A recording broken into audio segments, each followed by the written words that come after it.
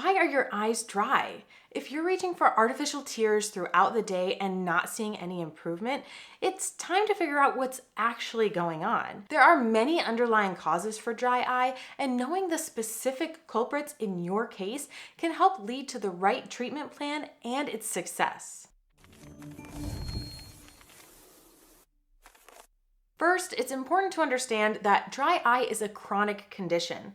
It's not like an eye infection where you use antibiotic drops for about a week and it's gone for good. Dry eye is a long-term issue that needs to be treated consistently to maintain a healthy ocular surface and comfort. This will make more sense when you understand what is actually causing dry eye.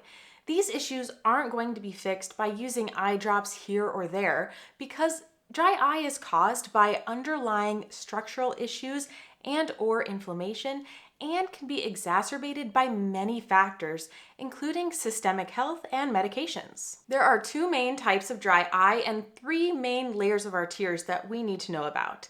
Yes, you heard that correctly. Our tears aren't just some homogeneous fluid floating over our eyes. It's actually very structurally organized. The innermost mucousy layer is secreted by goblet cells in the conjunctiva.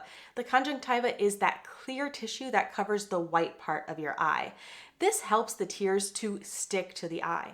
The middle layer is called the aqueous layer, and it's much more watery, secreted by the lacrimal gland located here underneath the eyebrow. This layer helps to moisturize the eye.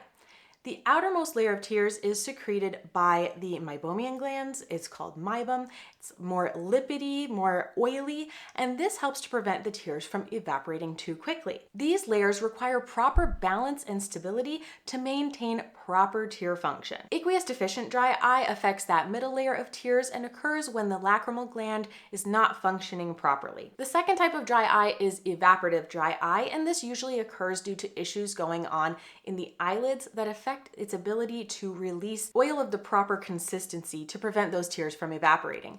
But it can also involve that innermost layer of tears we were talking about, the mucin layer. Really, it's not always so cut and dry between the two different types of dryness because often one can lead to the other, and many people have a combination of both. There's also this cycle involved in dry eye where inflammation leads to dryness, which leads to more inflammation, which leads to worsening dryness. But the bottom line is that dry eye is based in inflammation, and that's why a lot of dry eye treatments seek to manage or reduce inflammation. This is why it's so important to understand what the underlying causes of your specific dry eye are, so those can either be reduced or eliminated, and the best treatment plan can be chosen for you to try to get the best results. If you're learning something new, please leave a like and share this video with someone you know who has dry eye. It helps this video gain traction so that I can make others like it in the future. Let's break down the causes of each type of dry eye a little bit more. We'll start with the evaporative dry eye since that one is the most common. Evaporative dry eye is usually caused by meibomian gland dysfunction. The meibomian glands are the glands that line the lower and upper eyelids. They're long and skinny glands with tiny little openings at the end that release oil, and by blinking, that helps to squeeze the oil out, and it is then spread across the eye as you open your eyes. Numerous conditions can lead to meibomian gland dysfunction, which can reduce not only the quality of the oil that's produced, causing it to really thicken, but it can reduce the oil produced overall. Sometimes this oil gets totally blocked, and it can even be capped over by kind of dead, dried skin and debris, and the oil is no longer able to be released. Also, there can be atrophy of these meibomian glands, which means they can no longer produce oil to begin with. Blepharitis is a blanket term that describes inflammation of the eyelids, and this is closely related to meibomian gland dysfunction because chronic inflammation of the eyelids can certainly affect the quality of the oil and the function of these meibomian glands and even lead to their atrophy. There are many different types of blepharitis that could include allergic reactions, whether it's to the environment or to makeup. Demodex mites can set up camp in our eyelash follicles, causing a buildup of debris and waste on the eyelid margins. You can see how this would become very irritating and cause issues over time. Rosacea causes redness, flushing, and often visible blood vessels in the face, and ocular rosacea occurs when this affects the eyelids as well.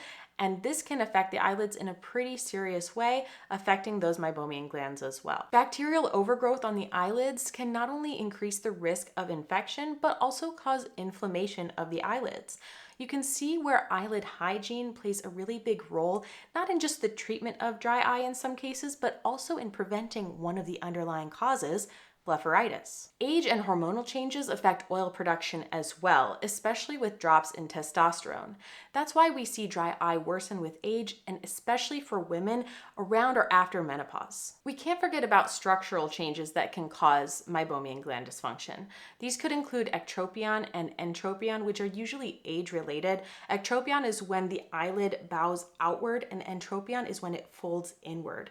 You can see how this would affect the eyelid's ability to secrete oil from those glands because they are no longer abutting the surface of the eye and they no longer touch the superior glands in order to spread that oil across the eye. So this causes a lot of issues with evaporative dry eye, but it also leads to reduced secretion of the oil from those glands. It gets blocked up in there and hardened and leads to more inflammation in the eyelid. Medications can also cause either temporary or even permanent issues with the meibomian glands. For example, antihistamines or antidepressants can lead to reduced oil production, and isotretinoin or Accutane, which is an intensive treatment for acne, may cause permanent damage and atrophy to these meibomian glands. And that means that no matter how many warm compresses you use, it's not going to help to push the oil out because the oil just can't be produced to begin with if those glands are atrophied. A diet too high in omega-6s or too low in omega-3s can also lead to reduced gland function. Neurological conditions may also play a role in evaporative dry eye. For example, in Parkinson's, the blink rate is reduced. In various facial palsies, the eyelid may not close fully. This is called lag ophthalmos. And multiple sclerosis can affect nerve signaling to the meibomian glands, interrupting their typical function. Autoimmune diseases also play a major role in dry eye. Since dry eye is ultimately caused by underlying inflammation, it's no surprise that autoimmune diseases, which cause inflammation throughout the body, can lead to dry eye as well. I want to talk more about how autoimmune diseases pertain to aqueous deficient dry eye, but first let's talk about the often forgotten innermost layer of tears that leads to evaporative dry eye and what some of the causes are there. These tiny little goblet cells on the conjunctiva secrete that mucin to help the tears stick to the eye. But damage to these cells can lead to reduced tear stability, increased rate of tear evaporation, and increased friction on the ocular surface, which then leads to more inflammation. Damage to these goblet cells can be caused by many things, including autoimmune diseases, radiation, chemical burns, contact lens wear, vitamin A deficiency, and chronic inflammation caused by ocular surface disease like ocular rosacea, chronic allergic conjunctivitis, and even dry eye itself. And therein lies the importance of shutting down this dry eye cycle. Again, aqueous deficient dry eye occurs when that middle layer of tears is insufficient due to issues involving the lacrimal gland. Sjogren's syndrome is an autoimmune disease that is a primary cause of aqueous deficient dry eye. In this condition, the immune system attacks the lacrimal and salivary glands, leading to very severe dry eye and dry mouth. Other autoimmune diseases are also well connected to dry eye, as we've been talking about, and notable culprits would be lupus, rheumatoid arthritis, or scleroderma. With age, there's also a natural decline in the production of our aqueous tear layer, particularly in postmenopausal women. Similar to their effect on meibomian glands, hormone imbalances can also lead to a reduction of tear production by the lacrimal glands, and we often see this with low levels of testosterone or high levels of estrogen. If you consider age and hormone imbalances, along with the presence of autoimmune diseases being much more prevalent in women, you can see why elderly women are usually the most affected by dry eye. Medications can also reduce tear production, and most medications that are out there will list dry eye there somewhere as a side effect. But some important ones to note are antihistamines, antidepressants, beta blockers, diuretics, and isotretinoin or Accutane. Diabetes can affect dry eye in a number of ways. It can cause nerve damage that will reduce the ability to send a signal to the lacrimal gland to release tears.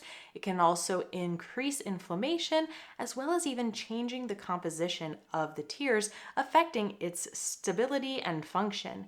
Not to mention, it can also affect the function of those meibomian glands. We can't forget damage to the lacrimal gland caused by surgery, trauma, radiation, inflammation, or infection, or issues present from birth, like an underdeveloped lacrimal gland or genetic conditions that lead to impaired tear production. It is so important to identify the specific causes of dry eye in each individual so they can be targeted for the best possible treatment outcome. It's also important to remember day-to-day things that can exacerbate dry eye. Simple things such as doing a lot of focused work, whether it's a lot of screen time or long-term reading, having overhead fans on or facing a vent while you're working at a computer, even being exposed to a lot of air pollutants, allergens, and dust and smoke in the environment. All of these can play a role that exacerbate dry eye symptoms. And fortunately, some of them can be fixed pretty easily. I like to have my patients take note of these things in their day-to-day so they can immediately make small changes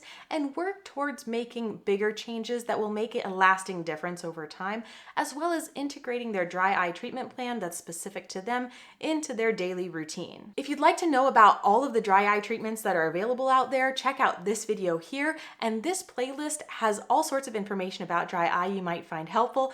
Please be sure to subscribe so you don't miss any future videos, and thank you so much for watching.